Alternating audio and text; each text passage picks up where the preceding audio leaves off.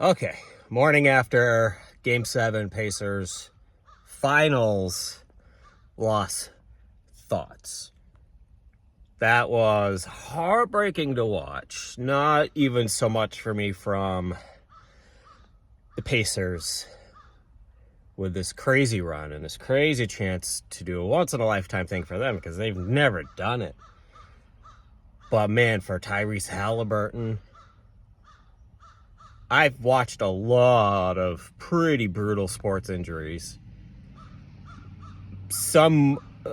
Many more graphic than that one, right? Remember when Paul George broke his leg and the bone poked out? But emotionally, for how it happened, when it happened, the run that he was on, the fact that he knew what he was up against, he talked about potentially having the risk of, tearing the Achilles with the calf strain he was dealing with. But man, the look on his face when he went down, and you knew right away it wasn't good. But then when the trainer, medical staff, whoever came out, and you just see Tyrese look up at him, and he just said, I did. Like, exactly. The trainer asked him, did you tear it? And he was saying, I did. And man, obviously people have gone through that. Kobe went through that. Tatum just went through that. Lillard, I believe, has gone through it. Plenty, and it seems to be a lot of Achilles injuries happening lately. But it's going to take him out for next season. Obviously, we haven't heard the full diagnosis. Don't know how severe, what grade, whatever. Maybe he makes it back for the playoffs. Somebody know how that is. You expect him to miss the season or a majority of the season. And then it's one of those things where if you can get back for the playoffs, you're out of tune, you're out of sync, you're not in, you're not the same at that moment. Sometimes it's career altering, for a guy like Haliburton with the run that he went on, which sadly, this is legitimately the run the Pacers went on, specifically Haliburton with all of them, 1 in 1,000 games that they won that he won. The legitimately like 1 in millions of odds to do all of the miracles and comebacks and everything that they did the way that they did it, the way that he did it. To see it end that way is heartbreaking. And for him, he knows, he may never be the same player again. He's a smart player. He's a heady player.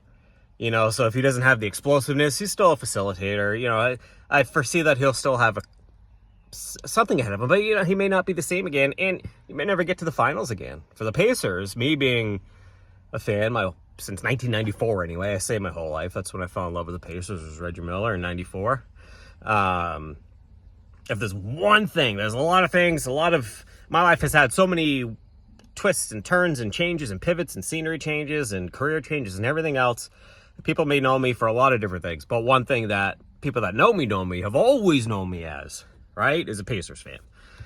And, this is the second time they've made it to the finals. Last time I was in high school, Shaq and Kobe, 2000.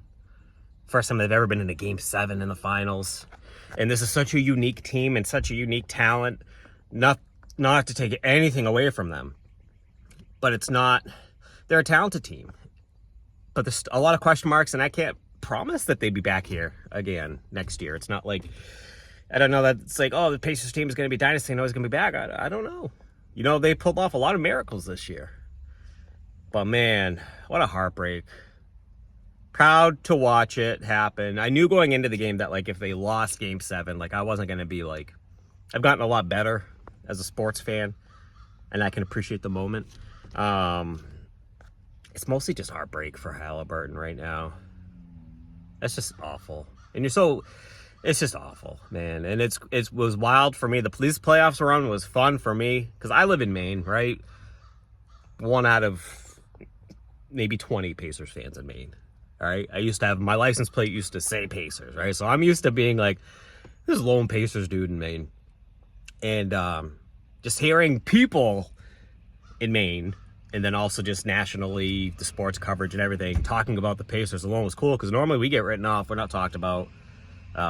It just is what it is. But even yesterday, early afternoon, I was killing some time just shooting around just shooting around at the high school at the courts there, and I heard a couple high school kids shooting on the other hoop talking about how they wanted the Pacers to win, and I'm like, man, I never heard that ever. So I thought that was pretty cool.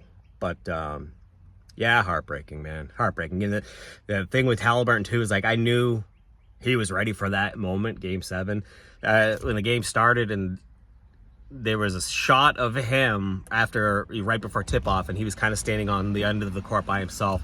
He had a look in his eye, and I was like, he's ready. Like, he wanted to, he was in enemy territory. He was willing to be the enemy. He was ready to be the enemy. He was ready to do some shit, and he made those 3 threes pretty darn quickly, and you kind of started, and they got this little lead, and you kind of started thinking, like, Haliburton's got it. Haliburton's got it. And then the basketball gods took him out. But wild run. Crazy. Not expected. But man, they made you believe. They made me believe. I think they started to make people believe. Everybody had them out every round. Every round. They were going to get swept, or they were going to, when they won Game 1, they were going to lose in 5. Man. Sports can be heartbreaking. But at the end of the day, it's all about Haliburton. And I'll say this about OKC, and props to them. Obviously, they're a hell of a team. But good sportsmanship.